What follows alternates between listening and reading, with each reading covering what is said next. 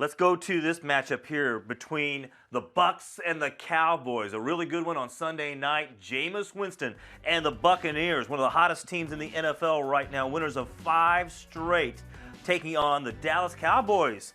Just coming off that loss against the G-Men. I'm going to go with Jameis. I think that this might be back-to-back losses. And part of this is I just want to see the drama that will unfold in Dallas if Dak Prescott loses here for a second straight week.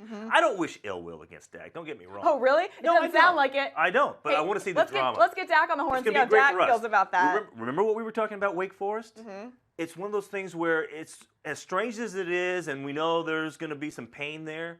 At the same time, for us in our jobs, in this business, on this show, I mean, it's gold, right?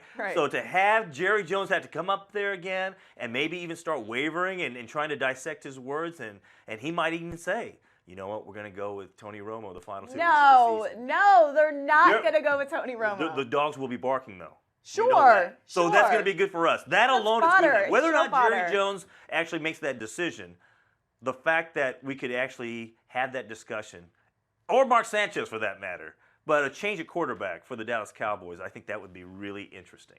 It's unbelievable how Dak Prescott went from an NFL MVP frontrunner to now he's going to lose his job to a guy who hasn't played in the NFL in like 16 months. You have to admit, though, he hasn't played well. He's like Tiger Woods. This guy's going to step out and all of a sudden take this team to the playoffs. You have to admit, though, he hasn't played well in the last couple of weeks. Oh my goodness! Yes. He's hit a couple of road bumps. So you're picking Dak. He hasn't hit a rookie wall. So yes, I'm going with Dak. Wow. Come on. Over the Buccaneers? I know the Buccaneers. That defense. The defense has looked good, but Dak has been able to get it done for so many different opportunities. He has that offensive line. He's got Ezekiel Elliott. Why are we all of a sudden forgetting about this? All of a sudden we're throwing it out the window. Figuring out, they're trying to, and we saw the Giants.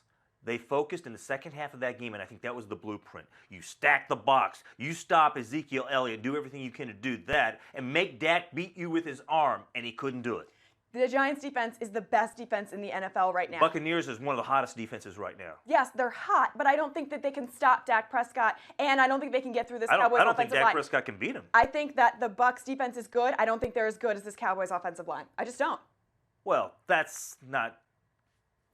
You're comparing a strong D-line to a stronger offensive line. I'm just saying the Cowboys' offensive line is one of the... They don't have to be better than them. They just have to be good enough. It's a great matchup. They just have to be good enough against them. They have to force Dak to use his arm to try to beat that defense. And there's some good defenders on that side, too. And we saw, if Des Bryant has another game where he only has 1 catch, you want to talk about the dogs barking? He's going to be the one front and center there in Dak's face on the sideline. Sure. Well, I guarantee that's not going to happen. Des Bryant's going to get, he's going to get involved in this game, and he's going to. We should have done a $100 bet. He's going to call off the so-called dogs, as you say, that these people are going to be. And listen, I understand people will be talking, but it's not like he's on a losing streak. He picked up the win against one of the best defenses in the NFL against the Vikings. It's not. I know he failed against the Giants, but he hasn't played well. It doesn't mean that he's not going to continue. This would be 3 straight games if you were not to play well again.